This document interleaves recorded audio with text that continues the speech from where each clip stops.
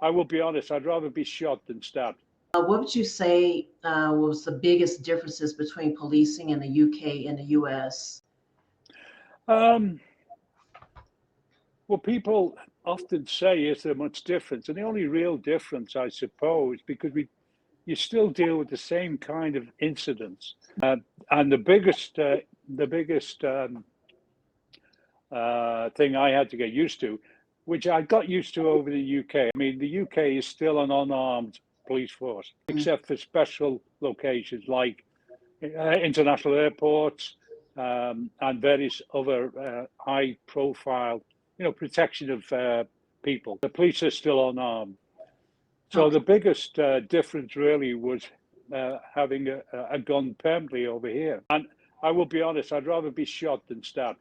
I don't know why, but I'd rather be shot than stabbed. While policing in the US with guns are part of the daily policing, how did you feel about that shift? And I was used to it. We weren't armed. And then it became to a point where they said, we do need those additional powers that police have. And Yeah. also, are concerns, as you know, about shootings nowadays on campuses. Not so much when we became a police force, but it's increased. But I always remember walking around and a couple of people saying, so what's it going to be like when you're armed? And I'd say, what do you mean? When you're armed? I said, you mean like this? And I was carrying a gun, but they hadn't seen it. But in the end, it really became, to a large degree, a non-issue until the current chief, Willie Halberton, decided that he would unarm again, take the firearms away from the police.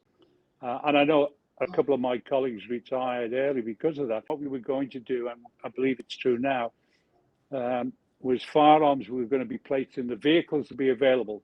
Because it was suggested, and this was something I made a point of, it was suggested that what they would do is they would put the firearms in the police station, and if an incident arose, we would then try and make to the station to pick up our firearms.